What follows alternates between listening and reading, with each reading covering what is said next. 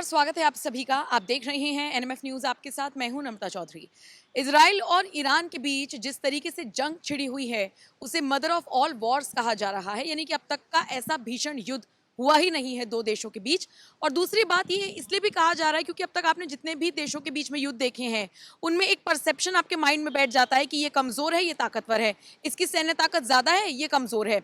लेकिन ईरान और इजराइल के बीच में ऐसा नहीं है। ईरान भी ताकतवर है, उसको भी कई देशों का समर्थन प्राप्त है, और सेम इजराइल के साथ भी है। इजराइल के पास भी ताकत है, सैन्य ताकत है, हवा की अगर बात करें, ज़मीन की बात करें, समुद्र की बात करें तो ताकत है। और दूसरी बात, उसके पास भी बहुत सारे ऐसे देश हैं जो उसका समर्थन कर रही हैं। बस डिफरेंस ये है कि ईरान के समर्थन में खुलकर कई देश सामने आ गए हैं, जबकि इजराइल के समर्थन में खुलकर कोई देश नहीं आया है।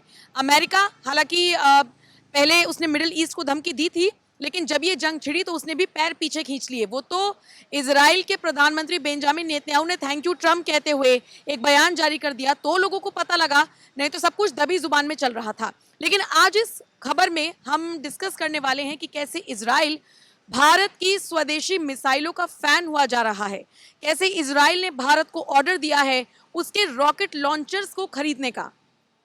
आज इस वीडियो में इसी पर चर्चा करेंगे कि कितने करोड़ की ये डील हुई है, क्या है यूनिवर्सल रॉकेट लॉन्चर, कैसे ये काम करता है, जो कंपनी इसे बना रही है या इसे प्रिपेयर करेगी उस कंपनी के बारे में आपको बताएंगे। मेरे साथ मेरे सहयोगी सौरभ श्रीवास्तव मौजूद हैं। सौरभ, किस तरीके से ये डील हुई है, थोड़ा सा ये समझाइए, कितने करोड़ की डील है और कितना इससे फायदा होगा।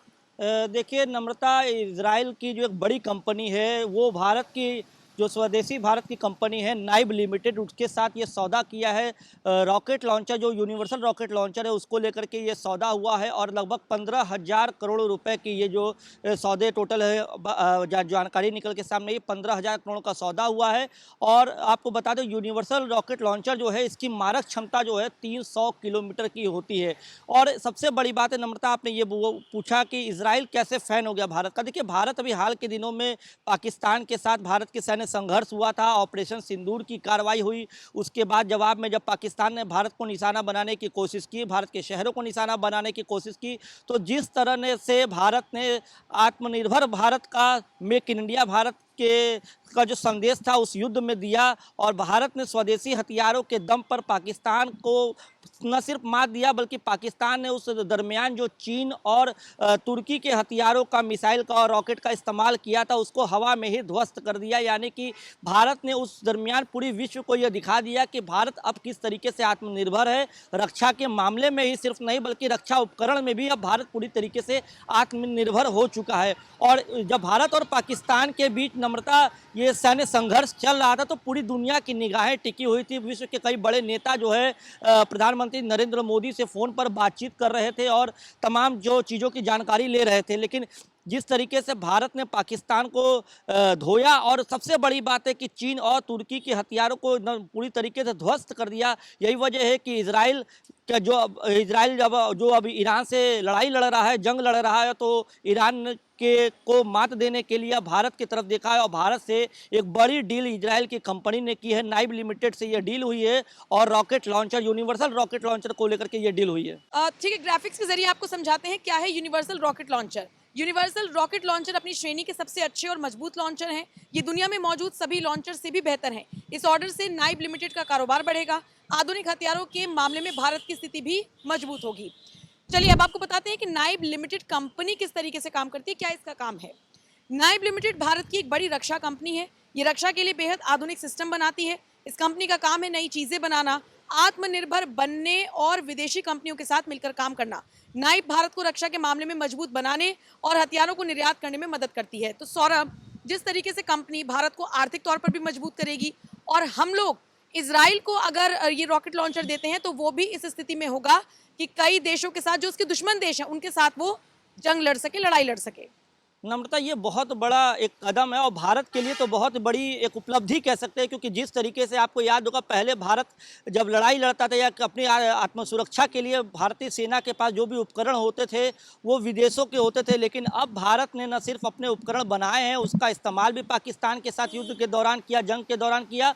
और सबसे बड़ी बात है कि अब विश्व की निगाहें जो है भारत के इन उपकरणों पे है, यानी कि मेक इन इंडिया के तहत बनाए गए हथियारों पर है। और नम्रता देखिए, अब जब जब दो देशों के बीच जब युद्ध होता है तब युद्ध की स्थिति पूरी तरीके से बदल गई है। अब युद्ध जो है पूरी तरीके से हवाई युद्ध होता है, मिसाइलों का वॉर चल रहा है, मिसाइल वॉर का एक दौर शुरू हो चुका है, ड्रोन वॉर का दौर शुरू हो चुका है और एयर डिफेंस सिस्टम, इन सब सारी चीज़ें जो है बहुत महत्व रखती हैं मौजूदा समय में जब दो देशों के बीच युद्ध हो रहा है। और अगर आप इजराइल और ईरान के युद्ध की बात करें जो बीते 3 दिनों से लगातार चल रहा है, तो आप देखिए इजराइल भी लगातार हवाई हमले कर रहा है, उधर ईरान भी कर रहा है।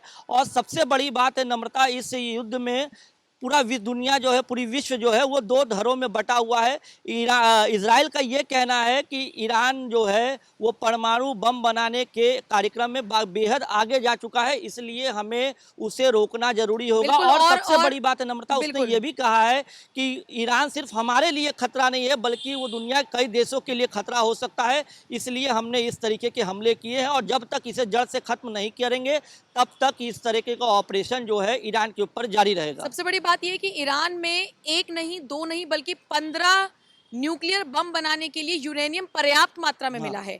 और ये है कि इजराइल सरवाइव नहीं कर पाएगा। इजराइल जैसे ऐसे कई देश हैं जिनके सर्वाइवल पर सवाल उठ जाएंगे, वैश्विक तौर पर नुकसान होगा, इसीलिए ये कदम ईरान को आगे बढ़ाने से रोका जा रहा है। बहरहाल अगर हम बात कर लें सौरभ नॉर्थ कोरिया की, हमने कहा कि कई सारे देश इजराइल के समर्थन में हैं, कई सारे ईरान के समर्थन में। हम देख रहे हैं कि नॉर्थ कोरिया भी ईरान के समर्थन में आ गया है, इजराइल का विरोध नहीं कर रहा है लेकिन समर्थन ईरान को कर रहा है। और सबसे बड़ी बात, जो नॉर्थ कोरिया का तानाशाह है किम जोंग उन, वो अचानक से उन हथियार बनाने वाली फैक्ट्रीज में पहुंचता है और जाकर बोलता है कि दुगना प्रोडक्शन किया जाए। प्रोग्रेस क्या है? इतना ही नहीं, 2025 के जो 6 महीने बीत गए हैं इसमें प्रोग्रेस क्या रही है, प्रोग्रेस रेट क्या रहा है उत्पादन का, वो जाकर पता करता है और इसी के साथ आदेश देता है अधिकारियों को कि आप इस प्रोडक्शन को ज़्यादा बढ़ाइए, क्योंकि हमें अपनी सैन्य ताकत को और ज़्यादा मजबूत करना होगा, क्योंकि जो देश सैन्य ताकत के मामले में मजबूत है वही दुनिया में स्टैंड करता है। तो ये बताता है कि चाहे नॉर्थ कोरिया हो, चाहे बाकी देश हो, ये सब अपनी सैन्य ताकत को मजबूत कर रहे हैं और शायद इसीलिए इजराइल का रुख या इजराइल का इंटरेस्ट ऑपरेशन सिंदूर के बाद भारत की तरफ बढ़ा है। सौरभ, हाँ, भारत की तरफ बढ़ा क्योंकि भारत ने अभी हाल ही के दिनों में ही एक बड़े ऑपरेशन को अंजाम दिया है। ऑपरेशन सिंदूर की कार्रवाई जो हुई और वो उसे पूरी दुनिया ने देखा, और जिस तरीके से भारत ने ऑपरेशन सिंदूर की कार्रवाई में सिर्फ आतंकी ठिकानों को निशाना बनाया था, ठीक उसी प्रकार इजराइल ने जब ईरान के ऊपर पहला वार किया, यानी कि पहला स्ट्राइक किया, तो सबसे ज़्यादा उसने सैन्य ठिकानों को निशाना बनाया और जो परमाणु कार्यक्रम से जुड़े जो वैज्ञानिक थे उनको निशाना बनाया गया, ताकि बस मतलब इजराइल का सीधे सीधे तौर पे युद्ध में किसी आम नागरिक को क्षति पहुंचाना नहीं है, उस परमाणु कार्यक्रम को पूरी तरीके से रद्द करना है। और उससे इजराइल बार बार कह रहा है कि हमारा लक्ष्य सिर्फ यही है कि ईरान परमाणु बम तैयार न करे। और सबसे बड़ी बात है कि अब अमेरिका भी इस पूरे मामले में सामने आ चुका है। डोनाल्ड ट्रंप ने खुले तौर पर ईरान को चेतावनी दी है